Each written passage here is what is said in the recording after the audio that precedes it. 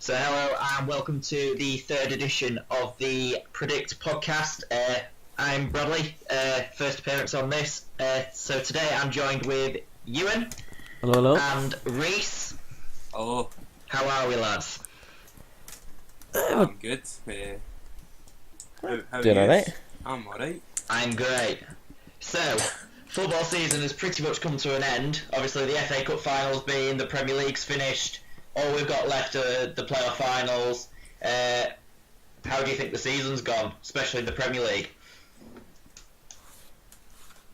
Well, to be fair, it's been actually quite an exciting season, to be fair. It's been, well, I say exciting, it's just been a new brand of football, obviously, with Pep Guardiola really getting to know his City side. As last season, they were doing okay, but they weren't really the finished article yet. But this season, we've seen them compete at a much higher level, and the brand of football that they play is absolutely fantastic. I think the amount of times that they've won games by over 3 goals is a very high number, and obviously 100 points, that's an outstanding achievement.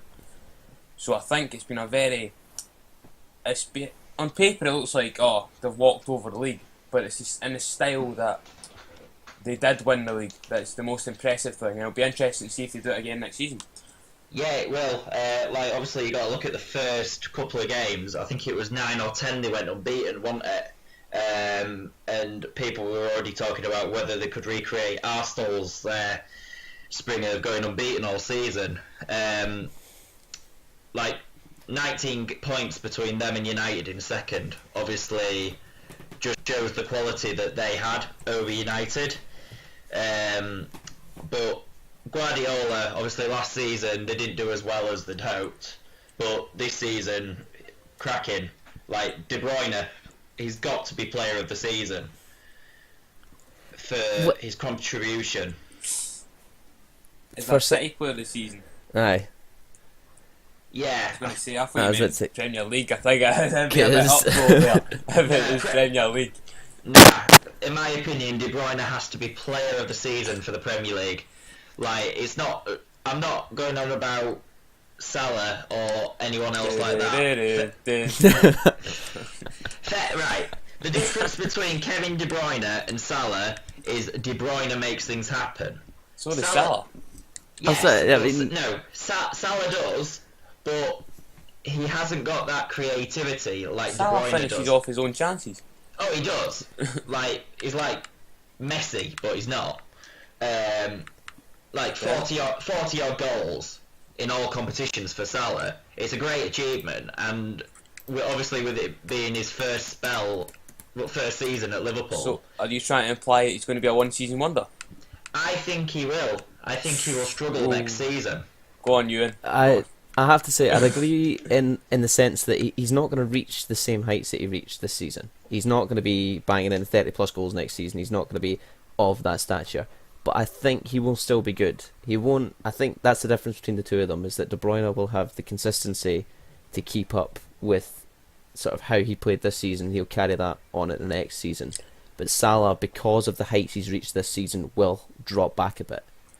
It's just inevitable. He's not going to be able to reach it. Do you think Salah's worth? In today's market at the moment, we're ranging at 100 in million. my opinion, you've got to be touching 120 odd million. You look at last summer, Neymar going to PSG for whatever it was. That was a ridiculous sum. Yeah. And I don't think that was Think Salah necessary could leave for football. in the summer? I don't think he'll leave this summer. I don't know. I think Real Madrid, the way I'm hearing things, I think they're going to have another revolution this summer. Because Ronaldo's coming to end his birth, and I think they're looking to build a team, because this season for them has been a total write-off, apart from the Champions League. Yeah. They finished third in the league, so that's way below their standard. So they'll be seriously investing this summer, I think. So I wouldn't be surprised if you see a good few major signings from Real Madrid. Right. So that's I reckon. But you got to look who they could take. They could take Salah, they might take Kane, even Dele Alli, De Gea, Courtois. There's loads of names being linked with Madrid at the moment. Do you think any of them will actually come to light? Even Hazard as well. Yeah, but like you've got to think, last couple of seasons, De Gea, for example, could have been on his way. There's been talk of Harry Kane going to Real Madrid for 2 or 3 years. It's, I think, since Gareth Bale went, there's been a gap, obviously, where they haven't invested in many signings because they're relying on the same players every season. Like you look at their strike force, it's Ronaldo, Bale, Benzema. It doesn't change, and I don't think that they'll invest at all this season. Like obviously they've underachieved massively, and I don't think they've won a single trophy. Like they're in the Champions League final against Liverpool, which I think they will win. But overall, it's been a terrible season. But I still don't think that they'll invest. Obviously, I don't know what you guys think on that, but Real are decreasing. The ability is not as it has been over the last couple of years.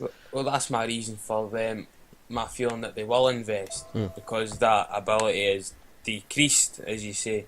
They've not got the high cap. They've not got a world-class player in every position now. They might be in the top 10 in the world, but they've not got the number one. They used to have, think about it, they used to have Kaká, Zidane, Ronaldo, Brazilian Ronaldo, Luis Figo. These are all top calibre players playing for them, and they've not got that anymore. I'd probably say if you compare Real Madrid to Barcelona, position for position, Barcelona probably take, if you made a team out of both, you'd probably get more players from Barcelona in the team you would Real Madrid. And I think Real Madrid will invest, because I don't think they want another season where Barcelona are going to dominate. I think they only lost one game, and it was to Levante. I think it was 2 weeks ago. They got beat off Levante. Yeah. So Real Madrid aren't going to stand by and just let Barcelona walk over them again this season. They want to make a statement in the summer by maybe signing 2-3 world-class players to, try and get them back up there for next season. Potentially win a treble. Considering their dominance in recent years, if you look at their performances in the Champions League last couple of years, I mean, it's 3 of the last 4 Champions League seasons they've won. They've won the Champions League, and they could be on for a 5th year. And you look at how they've gone from that to all of a sudden being just sort of absolutely nothing in the league, to be honest, in comparison to the likes of Barcelona and even Atletico Madrid. Mentality in the league? I think so. I think it's question of mentality. Could well be, because they're looking at the whole Super League thing, and I reckon that what they're looking to do is try and move away from La Liga, try and make that feel less important, and go for this big European Super League with the giants of Bayern and Barca, and just have a proper competition. But that's it. I don't think it'll work out well for them, because to be honest, you're looking at that and basically they're dominating the European stage. They've knocked out 3 top quality teams this year. Yeah. They've knocked out PSG, Juventus, and Bayern Munich. That's 3. They're easily in the top 10 teams. Yeah. Probably closer to the top 5 in the world. But you've got to question that, as you have said. You've got to question why can they not perform as consistently in La Liga as they are in the Champions League? Because you're saying 4 or 5 years they've won it. They've won the Champions League. The top competition in the world in my eyes for clubs, but they're not. They can't beat teams like Leganes and Eibar and it's like Bilbao. You get the gist. Teams like that, they're not. Yeah. They're failing to go over that hurdle of consistently beating the smaller clubs. But it baffles me how they're able to so consistently perform fantastically in Europe. So looking at that then, their success this season in the Champions League, do they deserve to win the Champions League, or do you think Liverpool could potentially upset them? If you're talking on merit, and getting there, it's a hard one. I could easily say right now that Liverpool deserve to win it due to how they had to start in the qualifying round. They've worked their way up, and they've only lost 1 game on their way there. I think Real Madrid have as well. They've only lost 1 game. So I think it's actually equal in the terms of how they've got there. Because I know Real Madrid have faced top sides on their way to the final. But Liverpool have had a longer route, and they've been more comfortable, especially in the group stages, with a couple of drubbings of Porto. But they've beat Man City, who at one point were looking well in to complete a quadruple at one point in the season. So I think it evens itself out. I think whoever wins on Saturday night deserves to win, because I think they've both had very similar routes to the final, and I think the best team will win on the night. Yeah. Well, it's a game that's going to obviously guarantee goals. Oh, like, definitely. You'd Absolutely. back Ronaldo, you'd back Salah to score. Yeah. But it's all about who has the right mentality on the night. Personally, I think Real have had a terrible season, and they'll cap it off with a Champions League win. But there's also Liverpool, who haven't been in the Champions League final for nearly 14, 13 years, and want to win something. So the way I'm looking at it is you've got a Real Madrid side who, like you say, they haven't won anything. They've had a terrible season, but again, I think it comes back to their mentality. And if you look at the way that they performed against Juventus and against Bayern, and they weren't spectacular. They weren't like sort of the movement, the passing, all of it really was just generally, it wasn't brilliant. It wasn't like star-studded like we've come to expect from Real in recent years. They don't seem to want it. Whereas I think Liverpool are going to be in that position where it's like, you've not been in this position for God knows how long. I mean, imagine recreating a 2005 Istanbul moment over in Kiev. They will have that, and the fans' support just to drive them towards, which is why I would say Liverpool are probably going to take it, because I don't think Real are in the right frame of mind this season.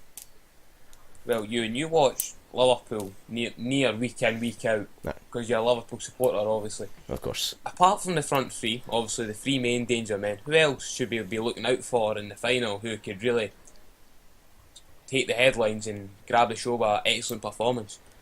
I tell you what, I one of our own homegrown ones, well, I say our own homegrown ones, like as in Scottish homegrown, Andy Robertson, I would say, because he has had a massive impact, particularly on the defensive issues of Liverpool. Because obviously last season conceding goals left, right and centre, been all over the place at the back. This season, with the introduction of Andy Robertson, it has shored up a little bit, and we've seen more clean sheets, we've seen just better defensive play in general, but we've also got more of a threat on the wings as well going forward, which is something I felt like he's provided, and he's shown a lot of dedication. So it's, for me, Robertson is another big sort of standout player, and I mean, I wouldn't say underrated as such, as in like sort of an overlooked member of the team, because he isn't. He is fantastic, and people recognise that. But in sort of in the shadow of sorts of Salah, he is doing brilliantly, and it's just sort of because of how well Salah and Firmino and Mane have done, he has sort of gone a little bit unrecognised, but he deserves recognition. He's done really, really well. I reckon a lot of check for him. I was just going to say, just touching on your defensive comment there, Euan. Like, up until January, they were still a bit shaky. I think the person who will make a difference is Virgil van Dijk. Yeah. Obviously, his move from Southampton, his first game in the FA Cup against Everton, when he scored that winner. Since then, he's just been a really good signing, and him and Lovren at the back, they're just solid. Like, obviously, it doesn't matter if it's Karius or Mignolet behind him. I tell you what, Lovren, sort of since the Europa League, I'd say Lovren has really just been really poor. He's just sort of dropped off a little bit. He wasn't looking great, and there was a lot of Liverpool fans calling for his head. And I'm not gonna lie, I was one of them. But since Van Dijk has come in, it seems like they've formed a defensive partnership which is starting to work really, really well, and it's actually started to shore up a little bit at the back. And I mean, the Roma game was sort of a prime example of that, because when sort of we lost that with Klavan coming on, and his sort of intervention really cost us in both those games, because you could see most of our goals that we shipped in those two games were in the last 5 minutes when Klavan was on. So it's a case of, I think Van Dijk has brought the best out of Lovren, and Van Dijk has done a fantastic job. 75 million was a bit steep, but to be fair, it's a bit deep, especially for a defender. Absolutely. Well, you touch on Lovren there. You touched on Lovren. Yeah. Do you think he's a weakness that could be exploited in the final? I don't know. I mean, I think with the way he's performed since Van Dijk has come in, I would say not, because generally he has been really good since Van Dijk has come in. But whenever it's come to the big occasion, the big game, he does have a tendency to sort of falter a little bit. So it could be, it's up in the air. I think he's going to hold his ground, because I think he's feeling a lot more confident as well. He's saying, like he was saying, against some of the best attackers in the world, isn't he? So he's going to have to hold his ground to a certain extent. Aye, there's a lot of pressure riding on him, but I think it's sort of because of the belief that's been instilled in him with sort of his recent performances. Like he was saying the other day in an interview, how he said he was ready to face Ronaldo, which was one of the most bizarre headlines I'd ever read. But aye, so Right. do you have confidence in Liverpool to win the Champions League final? I reckon we can do it. I think it'll be an incredibly close game. It'll be a very entertaining game. But I think if we win it, it'll be close, and I think it'll be sort of a last 10 minutes sort of job. Right, so what's your predictions, Euan?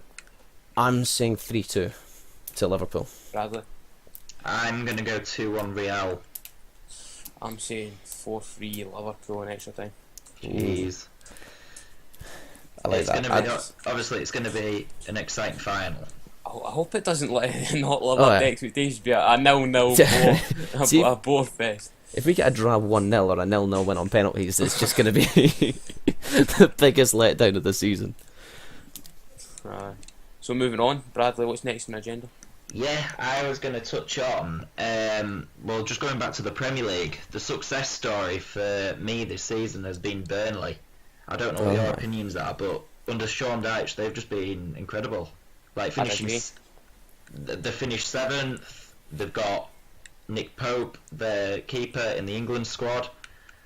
It's great. I think, obviously, their position last season was mid-table somewhere, and you would never have thought that they were capable of doing this. Like, they've pulled off some remarkable results this season. And Sean Dyche, I think, is probably one of the most underrated managers in the Premier League. Yeah. Well, I think he probably, if he wasn't considered, I'd be very surprised, but I'm surprised he didn't actually get the Arsenal job, because I think he'd be a fantastic fit for the club. I think they need someone to bring stability and someone who has fresh ideas to help them move forward, and I think Sean Dyche would have brought that, and I think they've missed out by not managing to acquire him. But I don't know if he was even on the list, so I don't really know, but that was my opinion. I think he should have been a key candidate for that job. I think the issue there... Oh, sorry. It's alright. I was just going to say about Arsenal, and obviously with Wenger leaving after 22 years, obviously it's going to be a struggle for whoever takes over. Like, you look at when Sir Alex Ferguson retired and David Moyes took over. Chaos. It causes chaos. Like, as you're well aware, Moyes. Arsenal this coming season, I think, will finish outside the Europa. They'll be in the Europa Leagues again, but it's going to be one of them seasons where they struggle. I don't know. You've got to think of it. Look at David Moyes at Man United. He only got 6 months. I don't know how patient they'll be with Emery. I don't know how they're going to treat him. Like, you got to look at the difference between Moyes and Emery. Moyes came from Everton, where he'd been a good manager for about 10 years, where they were finishing Europa League, so 7th, 8th, 9th every season. But with Emery, he's coming from one of the biggest clubs in Europe. He's worked with the biggest players. He's worked with Neymar. So but I don't really, know. Can we really talk about that as being he's a successful manager because he's been at PSG? It's a one-horse league. The amount of money they invest, they spent about 300 million last summer alone. That's crazy money getting thrown about. But can you really judge him on that? Well, I've not followed him from beforehand, but was he the Sevilla manager when they were Europa League? Yep. Was he the Sevilla manager when they were dominating Europa League? He was, yeah, for the 3 years in a row. That's what I judge him on. That's what I judge him on. Yeah. Well, he has obviously had his moments where he's worked. He knows that league through the back of his hand. He's won it for, I don't know, 4 or 5 years running, something like that. I think he's been there a lot long. Well, even so, PSG have just been winning it, haven't they? There's been no challenge. Yeah. Yeah, yeah, but that's a bit like the Scottish Premier League. There's becoming so many leagues where Celtic, for example, they're on 7 successive league wins for the Championship. It's unbelievable. Like, obviously, speaking of Celtic, Euan, you're a Celtic fan, so yeah. As a fan, obviously winning it every season, like obviously a couple of years ago, you had Rangers challenging you for the title, and obviously when they got demoted down to League 2, you didn't really have any clubs challenging you. You've got like Aberdeen and Hibs and Hearts, like in and around Aberdeen. The issue. Aberdeen challenge, same sentence. Well, I'm sorry, they finished second. let's not bitch at Aberdeen. Don't sweep under the carpet. Aberdeen finishing second. I'm just gonna lie down here and speak no more of it. No, but Euan, as a Celtic fan, does it get boring winning the title every season? Scottish football is a lot boring, mate. No, not at all. There is, I don't know. There's a guy. To the people who listen to this, I would recommend you follow him on Twitter, even if you're not a fan of Scottish football. One thing I would recommend is following a guy called Old Firm Facts on Twitter, because he is top class, and he's, it's just the sort of thing where you see him catching all of these moments of just brilliant patter right across Scottish football, and that's sort of part of what keeps it entertaining. But there's also just in general what has happened, even since Rangers got liquidated down to League 2 and everything. Like you've had clubs like Aberdeen and Hibs and Hearts and that have sort of been there kind of competing, but you knew they were never going to take the edge. So it was all the competition was going to come in the Scottish Cup and the League Cup. Not to be honest, Ronnie Dyler walked the league 2 years in a row. So he did. Ronnie Dyler, Ronnie Dyler is. Well, I mean, to be fair, he was good in his first season. I mean, he should have won the treble, deserved to win the treble. Cheated out of the Scottish Cup. Cheated out the Scottish Cup. Still raging about that. Blatant save George there. Weekings. I remember listening to that on the radio. See, that's the thing. I was listening to it, and the commentator saying handball, blatant handball, and it just. But aye, even Dyler can walk the league. It is getting easier and easier to win the league. I think if there's any way for Celtic to win the league, Euan, I probably could, to be fair. I reckon I could. It's not that difficult to get them to win the league. I reckon the competition comes in the Scottish Cup. Because you see the players he's brought in since he came to the club, but he's not brought in that many. He's only brought in 4 or 5 players. Yeah. Who play week in, week out.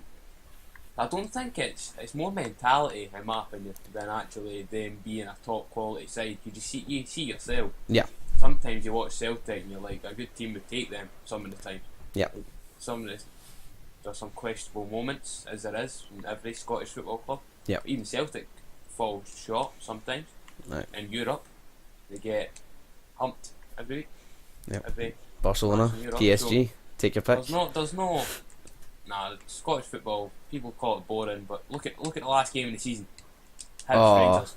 5-0. Aye. 5-0. You don't get that in England. Oh my God, you don't get that in England.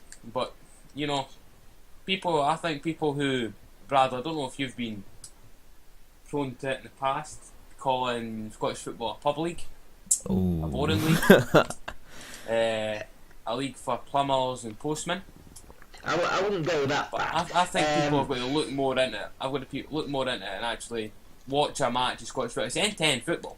Yeah. No matter who's playing. It is cracking. Celtic could be 80% possession. I think you and I'll agree with this, and they could get caught out one counter and lose the game. Yeah. We've drawn games with Hamilton Accies away from home just because we've dominated the game, dominated possession, had like 20 odd chances. They've had one counter attack and scored. It's finished 1 apiece. That's the thing with Scottish football is that you've got teams at the bottom end of the league who believe they can win. And I think that's the big difference between Scottish football and English football. Because in the Premier League, you're playing for money. But whereas in the Scottish League, it's like you're not really going to get much more money finishing second as you are 12th. So it's going to be like, Kelly, at the end of the day, you're just sort of trying to just do your very best to finish as high up the table as you can, just for your own pride. Which is why I love it so much. Stevie Clark came in, November? Exactly. And he's played Old Firm. How many times he's played Old Firm? Basically, he's lost one game against Old Firm. Out of, I think, 6 or 7 games he's played against Old Firm, he's lost one. Right. And I've watched Kelly, and I watched him beat us at Ibrox. Chris Boyd scored the winner, and I watched the game Pedro's last game, in which Stevie Clark's second game in charge. Right. And they drew 1-1. They just, it's hard to watch, but you've got to admire that every player has a job, yeah, and every player has a role, and they believe in their manager so much that they're willing to stick to the role, and they're playing for the team and not themselves, which is a thing I don't, as Euan has touched on, I don't think that's a thing you see as much in English football with the amount of money that's pumped into it. Yeah. People and Scottish players are nowhere near the same amount as English Premier League players. So I think there's more, as Euan said, I definitely agree with that, there's more pride and more commitment to the club. You feel a personal bond with the club than you do in England. I think you're just an employee in England. You're not. I think you become a fan after playing with a club for a few years, knowing what they're about, and you want to fight for the win and 3 points. So I think that's the difference between Scottish and English football. I think there's a lot more commitment and character in Scottish football than there is in England. I think English league's dying. I think it's become more of a franchise and actual competition. Yeah, and it's so speaking of Celtic, Euan, we're gonna obviously put a new feature into this podcast. Know your team. We're gonna start with you for this week, and Reece is gonna obviously do it on your team, Celtic. So, do you want to take it away, Reece? I'll take it away. So, contestant number 1. Here we go. What is your name? My name is Euan. Do I go surname as well, or I'll just go Euan. Your name is Euan. And what is your occupation? I work at Domino's. You got any discount codes? I don't have discount codes, no. Wish. But if you come into the Bathgate store and give me proof that you're in one of the leagues, I can discount one of your pizzas. That is, you heard it here first. predict, and Domino's Pizza, sponsorship. Just get that sorted. Tom, Jack, if you're listening, get it sorted. Get the partnership. Just for the record, person who wins the Predict League, they get 3 year supply of pizza. Hold on, whoa, hold on. just Euan, who is your favourite club? My favourite club is Celtic. Born Celtic fan. How did you become a Celtic supporter? Through my dad. So my granddad was born in the East End of Glasgow, was raised in there.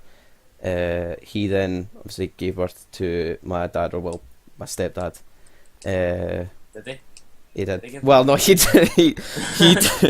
He didn't. Obviously, he contributed. Let's. He contributed. He assisted.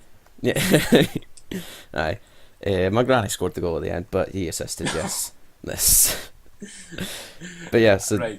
My stepdad obviously raised him to be a Celtic fan. And then when he came into my life, sort of he introduced me to football and everything, and the wonders that it brought. So from there, I became a Celtic fan because that's who he was. And what place are you in the Celtic season ticket list? I am 2,419th in the season ticket waiting list. So anyone at this Celtic season ticket office that listens or is in one of the leagues, please get Euan up the league. Please. It'd be greatly appreciated.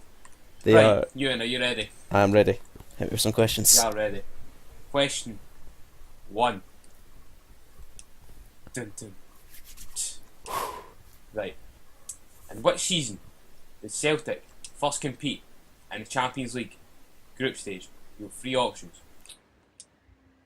1999 to 2000 season, 2001 to 2002 season, or the 2002 to 2003 season?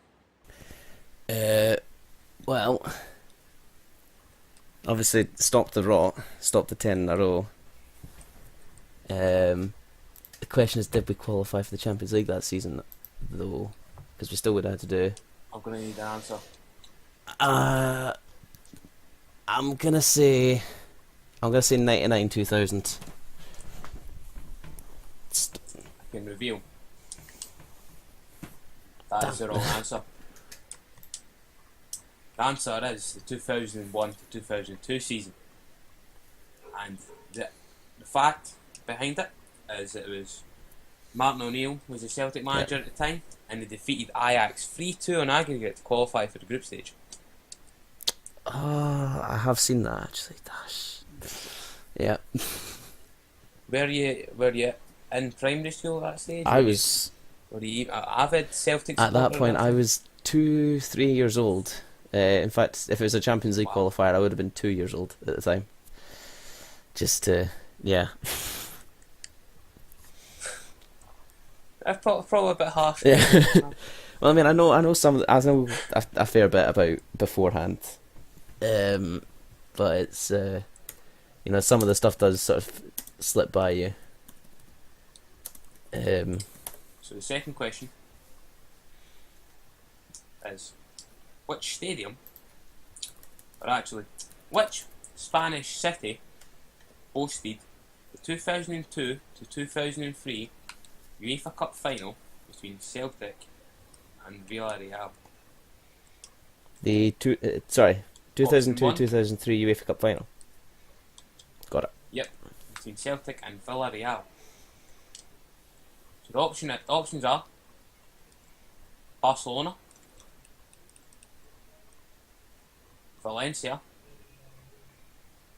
or Seville. It was Seville, because I constantly see people referencing to where they were and how they were doing on that day in Seville. Obviously, wasn't there myself. Are you sure? That's my final answer. I'm saying Seville. You're correct. The answer is Seville. Celtic were defeated though on that night by Villarreal. Heartbreaking. To play at the Estadio El Madrigal. A nice wee fact for the crying Celtic supporters that are still seeing flashbacks about that night. Anyway, during the 2000 season, what was the only cup that Celtic Football Club won? Sorry, what season was it? The 2000 season. The 2000 season. Was it A, the Scottish Football League Cup, B, the Scottish Cup, or C, the Scottish Premier League? Oh, actually, hold on. 2000. So is that 2002, 2001, or 1999 to 2000? No, just 2000. In 1999, 2000. 1999, 2000. It was the only trophy that was won during the Dalglish right, era. Okay. Well, it's not Premier League then, because Celtic stopped the rot in 2000 to 2001. So it's not Premier League. It's either Scottish Cup or League Cup. I'll push you for an answer here. I'm going to say Scottish Cup.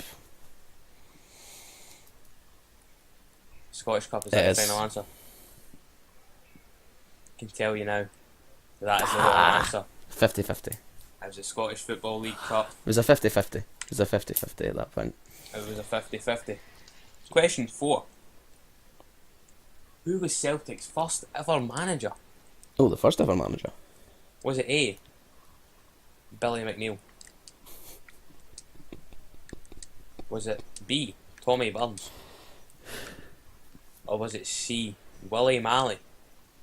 I mean, we sing about him all the time. It's Willie Milley. Willie Milley was his name. He brought some great names to the game when he was the boss at Celtic Park. It's Willie Milley, yes. It is Willie Malley, you're correct. So you've got 2 out of 4 so far, are you happy with that? Relatively speaking. I mean, I should have got the first one. Relatively? But... Yeah, I agree. But anyway, you've still got 6 more questions to go. Bradley, how do you feel about Euan's progress? I'm not impressed. I think he should be doing better. Well, you've got your turn next week, Mr. Saxton. That's fine. You'll be on Know Your Club next week. You need to get the books out. That for is that absolutely fine. I'm going to have to interrupt. I have a meeting to attend to, so I'm going to leave you two to it. Right. You're a spot. I think you're a closet Spurs fan because you're a. I'm sorry. Yeah, I hope Euan gets more than 5, but that's very unlikely. Wow. So I'll see you both next week. Right. Yes. See you next week, Mr. Bradley. You're not getting your name, mate. Rude. I'll see you next See week. you then, Bradley. See you next week, Bradley. Well, sorry for that bottling, kind of. I'll put it down as a Yes. bottling. Bradley bottle job. Can we make that Yes. a segment? Bradley's bottle jobs. I will just. Bradley's bottle jobs of the week. Well, we just Hang on. Note that down. Note that down. Right. So continuing with the Know Your Club segment. How many points did Celtic end the season with in the 2001 to 2002 season? Ooh. This was a Martin O'Neill glory Yep. season. Can you confirm that? Sorry. 2001 to 2002. Sorry. It's a high number. 2001 to 2002. You're still being your nappy. Yes. Right. So the options are 98 points, 101 points, or 103 points. Oh. So the two over 100s are making me think. Oh wait, no, actually, it's 103, because I remember we broke that record last year, didn't we? With the 106. I have no clue. I'm not sure. Of course you're not. Of course you're not. Yeah, Are you sure? yeah, 103? because we broke that record last year with the 106, and I remember we were level with the record going into the final game. You're absolutely correct, Euan. 103 is the correct answer. And a nice fact about Martin O'Neill's time at the club: he gained 200 points as Celtic manager in 2 seasons. And one of the seasons was 103 points. But I think that's quite an extraordinary record. That is incredible. Brendan's pushing He him, is. no? Brendan's done a fantastic job. Brendan's he's either overtook it or he's not far away. And he's not far away. Because it was He's not this far season away. was 82, was it? I think 82.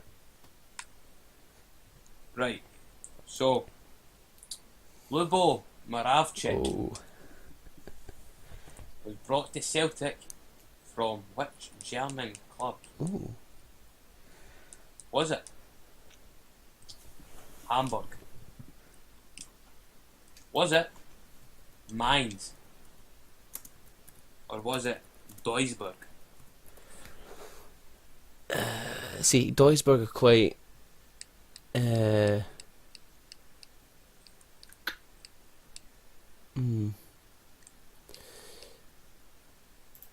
See, they're quite sort of low end, but I reckon it could be them at the minute. I'm looking at.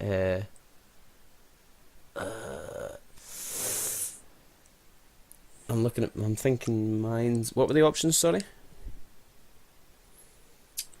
Option A was Right. Hamburg. Option B was Mainz.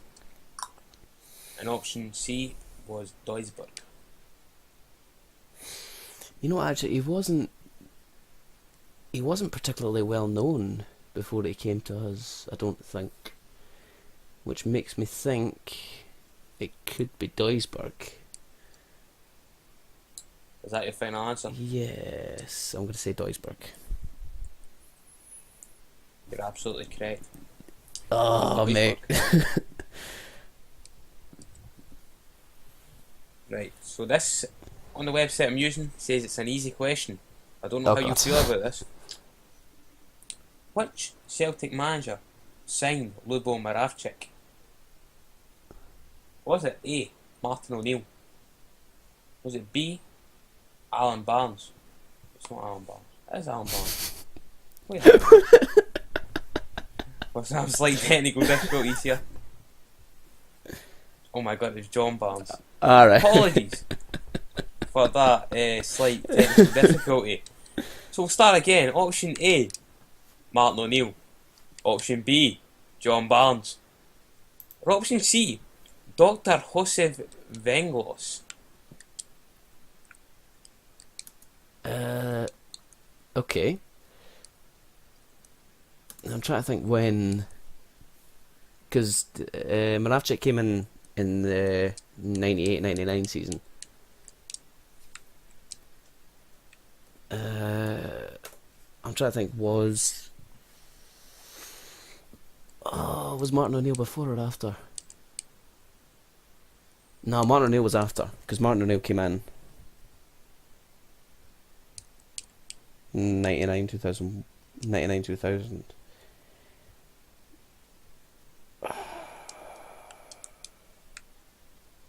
Let's push you for an answer. I'm going John Barnes. Is that the final answer? I bet it's Martin O'Neill. You're wrong. You're wrong. Damn it. It's Dr. Josef Venglos. Oh. Lubo's fellow Czechoslovakian. Oh, that makes It sense. says here that Venglos took Lubo to the 1990 World Cup, part of the Czechoslovakia squad. Then at the tender age of 33, brought him to the piggery. I don't think Sorry, it says Paradise. the piggery. It's a typo. It was a typo. I do apologise for any offence. There. It is a typo. You gotta be careful of those, Reece. I'm just reading it. I'm reading it from a website. Can't be held accountable. Is for the website red, white, and blue by any chance? Question 8. Who was Celtic's first ever match against? Oh. It was in May 1888. And your options are Hibernian Football Club, Heart of Midlothian Football Club, or Rangers Football Club.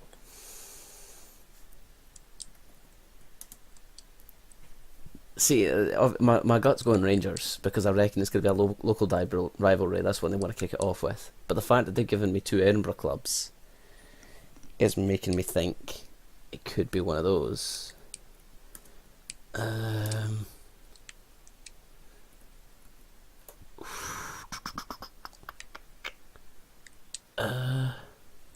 You know what? I think local rivalry. It's got to be Rangers, surely. It has to be Rangers. Yeah. You sure? You're Yeah. absolutely correct. It was Rangers who Celtic faced in the first ever Did they not football win match. like 5-2 or something? I think it was. I can remember reading about it somewhere. I think it was a tie. I think it might have been 5-1, 5-2. Yeah. You know, we've not had a lot of 5-1 since, have No, we? no, not at all. No. Or 5-0s or 4-0s, really. I mean, I'm still suffering from a bit of a PTSD after the games. You know, just seeing Moussa Dembele scoring a hat-trick. 9-0 in 2 weeks. Joey Barton picking the ball out the net, you know, Philip Sendros getting sent off. And it's bringing back bad memories, I bet. Anyway, enough about my psychiatric problems.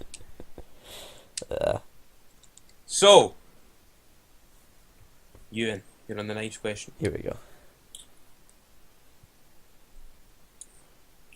Who scored the only goal of the game when Celtic defeated Rosenborg at Celtic Park in a group stage match in October 2001? Was it A. Henrik Larsson, B. Neil Lennon, or C. Alan Thompson? Who scored the only goal? The only goal of the match. It was a free kick. See, I reckon Henrik's been thrown in there as sort of, you know, your go-to, so people look at that and they instantly think it's Henrik Larsson, which is why I'm being drawn to Super Alan Johnson.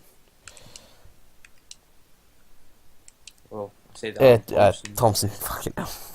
Who's Alan Sure. Johnson? Anyone identify Alan Johnson? Oh, Ah, To be fair, I said Alan Barnes, so I'll let you know. this is like when I said that Jack was Scottish earlier. Is that your final answer? Yes, I'm saying Alan Thompson. You're absolutely correct. So the last question, final question of the first edition of Know Your Club. How do you feel we've got on? Do you think that this can cap it all off? Do you think cap it all I off would for a love correct to. answer? I think I've vastly improved from my opener. I think it's. I think you've grown as the games went on. You know, I think you've set a good score for next week. Whoever decides to take it on, we will be, after we've done all the admins, we will be opening it up to the Predict Loyal Fan Club, if you want to call it, the Predict members. We will be opening it up to them. So you know, if you want to get involved, please leave a message with either myself, Euan, Bradley, Tom, Jack, Connor, even Sam. You know, anyone, if you want to get involved, you know, just please let us know, and we'll get you on. I'm sorry, just so he doesn't feel left out. Lewis as well. Lewis is also there. Lewis, oh my God! See, I was literally about to say Lewis. Lewis, I'm sorry. You know, us Brits have got to stay together. Lewis, you know, the bond. Hold on. Brits, no. Scottish, surely. Don't. Hearts. You know, Hearts secured their European football for next season, so we've got to thank them for that. You know. So I do apologise, Lewis. Anyway. Right. In the 2002-2003 season, what country was Celtic's first round opponents FK Sudava from? Oh,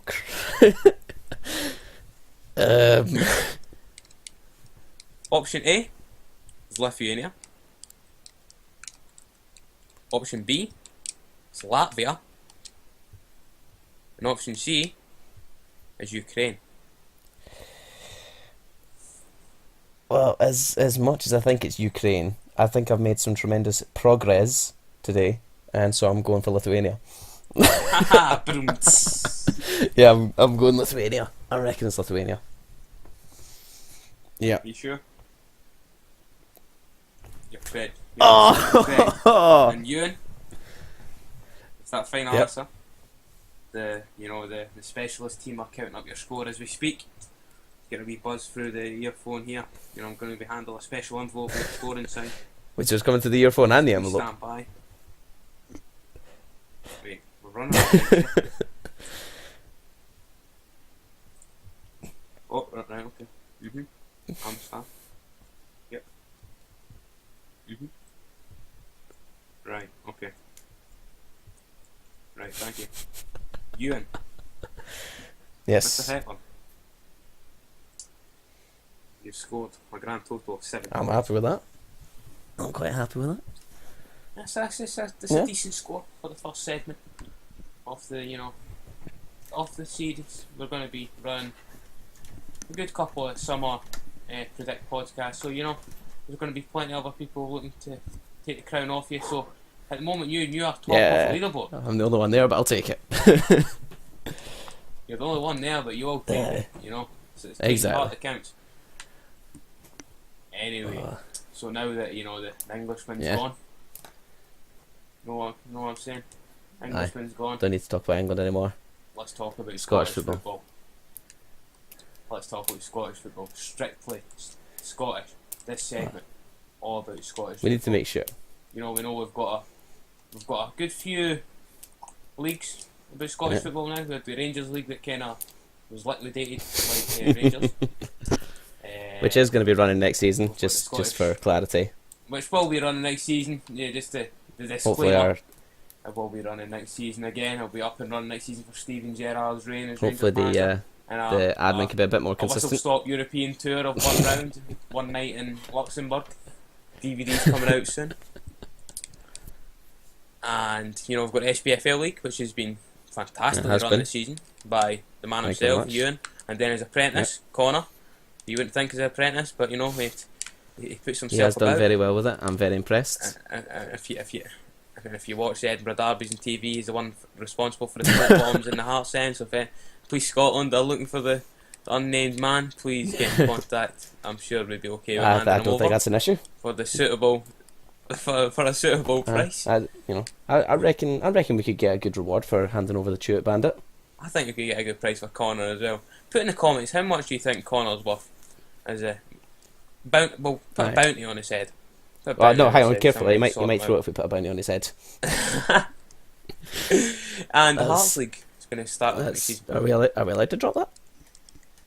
Are we allowed to? Well, I mean, it's out there now. Yeah, I think it's got to have a formal announcement. Well, there you go. Yeah, the Hearts League is going to be starting next season, run by the man himself, Lewis Gulland. No, that was Connor. Chief admin. That was Connor. No, I thought they'd join on it. There is also going to be another league. Connor wasn't there for the official AGM. I know, because the initial plan was for just a wee insight here was that Lewis was supposed to be doing Hearts, but then Connor came to me with his sort of request to join the admin team and everything, which is what I then put through towards Tom, and I think that's when it sort of changed a little bit. And I think they decided, because Lewis is now running another league, which I won't mention here, but I'll tell you after.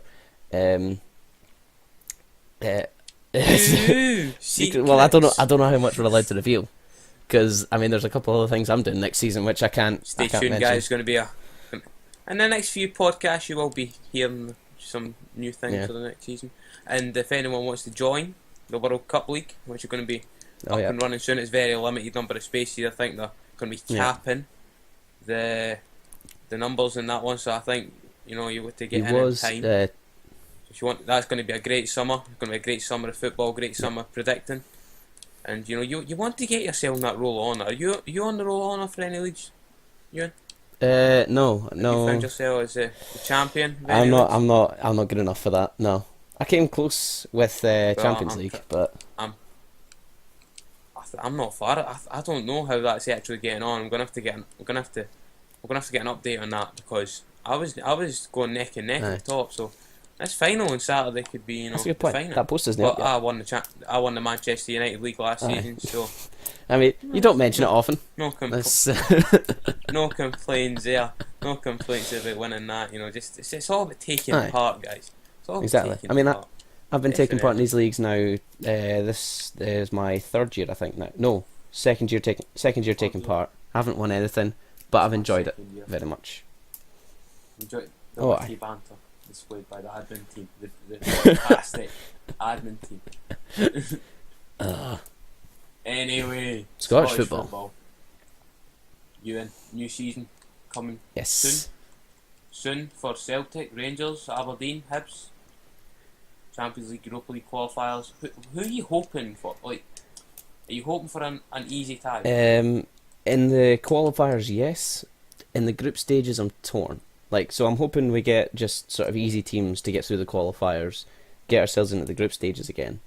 And what I'd like is teams that are sort of, they're out with our range, in the sense you look at maybe your Benfica back in 2012 and that, when they were still really good, or your Portos and that. Yeah, I just that teams that are just slightly out of your reach, but on the night you could catch them, you could beat them. So and that's what you've been saying about Barcelona and PSG the last 2 seasons. That is true. You're still holding on to Tony Watt, mate. I mean, on. Tony Watt lives for that. He gets paid to go to private functions and dinners for that. I mean, to be fair, the man, he doesn't. I don't even know what he does anymore. I don't even know where he is. He's pretended to be a professional footballer, mate. He's been nothing since that goal against Barcelona, which we're still freaking out about. It killed him. The one night that killed me. One night in East End, Glasgow. Oh, it was a magical night though. I remember that. I was. Were you there? Area 209, row double S. I think seat 30. I was in the lower north stand, so I was basically, just to sum that up for everybody, lower north stand of Celtic Park. Talking about the other day. We're talking about this the other day about how you're struggling to get a season ticket. Talk to me about the European nights at Celtic Park. People talk about the amazing atmosphere, but is it full? Honestly, I mean, I was there for the Zenit game this season, because that really annoyed me actually a little bit. was because obviously with the Champions League games, the tickets sold out instantly. Group stage tickets, they were up for like an hour, then they were gone. The Europa League Zenit tickets, I was able to walk into the ticket office an hour before kickoff and buy a ticket.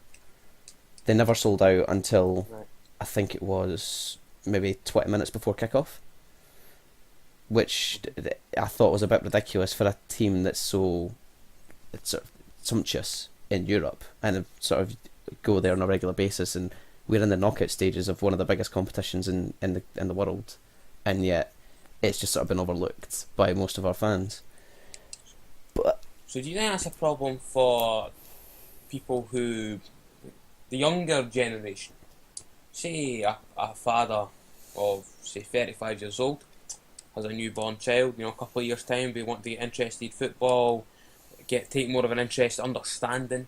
Say when he's 5 years old, the dad's 40, he wants to get him a season ticket. And as you face this season, trying to get a season ticket, you said you're 2,000 on the list, something like that. Do you think that's a problem in creating a new generation of fans that, Celtic are unable to, because people don't go every game. I've got a season ticket at Ibrox. I don't go every game, but it's not, if I could go to every game I would. There's some things in life you can't get away from, and they're more important than football, which is hard to admit, but it is, it's the truth. So do you think that it should be, I know at Ibrox and Rangers they run the continuous ticket scheme. I think it's that you put your ticket up for sale through the club if you can't make it. So say I couldn't make, example, the Kelly game we had, we won 1-0, Davy Bates scored with 10 minutes left. Say I couldn't make that, I would say I couldn't make it to the club, say, listen, I can't make it, put my ticket up for sale, and they give you a bit of money back. Do you think that should be compulsory within the club so it allows supporters like yourself who are struggling to get a season ticket, it allows them to go to more matches? Because I'm sure you'd love to go absolutely, to every match. that would be, that's why I want the season tickets, because I'm moving into Glasgow and going to be a lot closer. It's going to be much easier access for me, and I would love to start going to the games again, because I haven't been regularly since like 2013, because it just got too expensive. But now I had this issue actually with sort of last season, where basically my uncle Jamie is a season ticket holder, and he had 2 spare tickets and was able to pawn them off on us. He was like, listen, I'm not going to be able to make the game, and he lends us his season tickets. And so it was my dad and my little brother that went to give my little brother the experience, which is fair enough, because you want him to go, you want him to learn and understand the atmosphere and the experience of being part of that Celtic support. The issue that we do have, though, is that really does generally just work locally. It just works if you know each other. And I think what we could benefit from introducing what Rangers have got there, and that you can get in contact with the club. I mean, I don't think that's in place already. If it is, it's something I really need to look into. But I don't think I really think we could benefit from something like that, where you can just contact the club and say, listen, I'm not making it. Here's my ticket. You get a bit of your money back. Someone else manages to get a ticket to go and watch the game, and you're packing it out week in, week out, rather than like the game at Kilmarnock, home at Kilmarnock on no Wednesday just gone, but the one before, where the stadium was like half empty, and I'm sat there watching on, thinking half of them are season ticket holders, and I would kill to be there tonight. Yep, I've got free time. I would kill to be there. Mm-hmm. Oh, definitely. I mean, you look at attendance numbers. I'm sure you'd see it on the telly sometimes. The attendances that get published compared to the attendances that you actually see. Because I looked at the Hearts game, the game after the 4-0 drubbing at Hampden from yourselves. They said attendance of 47,000, and I'm sorry, I watched on the telly. I couldn't make it. I was away on a family kind of holiday type of thing. And I'm sorry, but it wasn't 47,000. The 2 biggest stands were half empty, and thank God that I wasn't there, because the atmosphere was horrendous, and it has been. Ibrox's atmosphere is, all credit to the Union Bears. I think they're doing a great job in trying to up the atmosphere as Green Brigade at Parkhead, but I think there really has to. They're struggling. The atmosphere at some of the games this season, I don't know if that's because there are affairs within the club. I know Rangers are very troubled sometimes. One week it's brilliant, next minute not so good. One result can sway the mood of an entire support, and No, I thought I went to the game after Gerrard was announced as manager. I was like, hey, it's going to be some game. It's going to be a party atmosphere. Everyone's going to be buzzing. Yeah. And it was poor. It was Yeah. poor. And I was thinking to myself, they have to do more about the atmosphere. They have to expand. They have to communicate with the fan group, the Union Bears, and because the way the Green Brigade, they've been treated tough but fair in my eyes. With some of the problems, obviously they've caused the club. They've caused them some problems, but they've been treated. They've given their own section. I know the Union Bears sit in BF1, but it's not really theirs. I could still go and get a ticket to sit in there and not be. I could easily just sit there, read a book, and not sing or shout. Yeah. And it wouldn't be a problem. But I think safe standing needs to be implemented at Ibrox to give the Union Bears more freedom to create a greater atmosphere and really try and revive Ibrox, because it's been lost. When we've been down, the atmosphere's obviously faded a bit. The support's still there, the loyalty shown through, but just we need to sort the atmosphere out. And I'm sure Celtic, at the moment anyway, it'll be tested, I'm sure, in the near future. Yeah. The fans and the loyalty. Why? I'm sure it'll be tested sometime soon. I hope it is anyway. But it'll be nice to see if they can, because it'd be great to have two loyal supporter groups in Scotland, because it's what we need. Scotland needs the Old Firm to thrive, and I'm sure through gritty teeth, you'd agree, Euan? Would you agree that Scotland needs both of us playing big parts in Europe? Would you agree? 'Cause I think it's not good for the game, us getting pumped 5-0, 4-0, 5-1 when we play Celtic. Yeah. And then you's going out a week later and getting beat 1-0 off Aberdeen. But that's another story, isn't it? Well, That's another to be fair, though, I mean, we don't go out and just accidentally lose 1-0 to Aberdeen. I mean, there's got to be some kind of planning in place for that. I mean, it's almost as if we didn't want Rangers. It's almost as if we didn't want Rangers to finish second. I mean, just maybe, possibly. I'd agree with you, though. I'd agree. Anyway, so I think we've covered everything we want to cover for today. I think we've just went over the mark. So, Euan, thanks for your company today. Thanks for having me. It's been fantastic. I've really enjoyed it, and thanks Bradley. Wherever he's gone.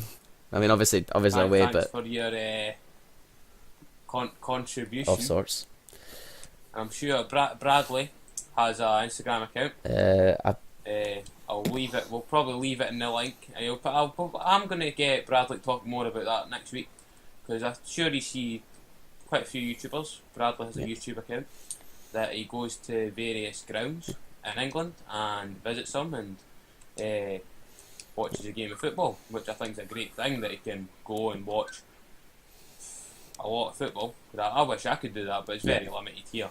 I mean, I'm still young and I've not got the same freedom as he has, but please, we'll leave it in the description. We'll get Bradley to talk about why he does it next week. One thing I will add on that is his latest video is one I feature briefly in. Just a quick shout out to myself. I feature briefly at the very start, and it sort of, you kind of pick me up now and again. Listen out for a little bit during the first national anthem, because you may hear me say something through a muffled cough of some kind during the English national anthem. It might not be that clear, I don't know. But anyway, yeah, so the point is... Well, we're not that type. We're a family-friendly show, Euan. So I would say what I said. Anyway, thank you for joining me. Sorry, and we'll see who else we can get on next week. I don't think I think we'll need to get it up and running first before we invite, fellow football fans. Because that's what it's for. And when it gets running, it will be for football fans. Be football fans to discuss and debate. Exactly. I'm sure, especially with the World Cup. I think there'll be plenty of England supporters want to come on and express doubts. Plenty of Scotland fans wanting to bash them for being delusional. Disappointments, because England are never boring. Of course not. No. So Italy.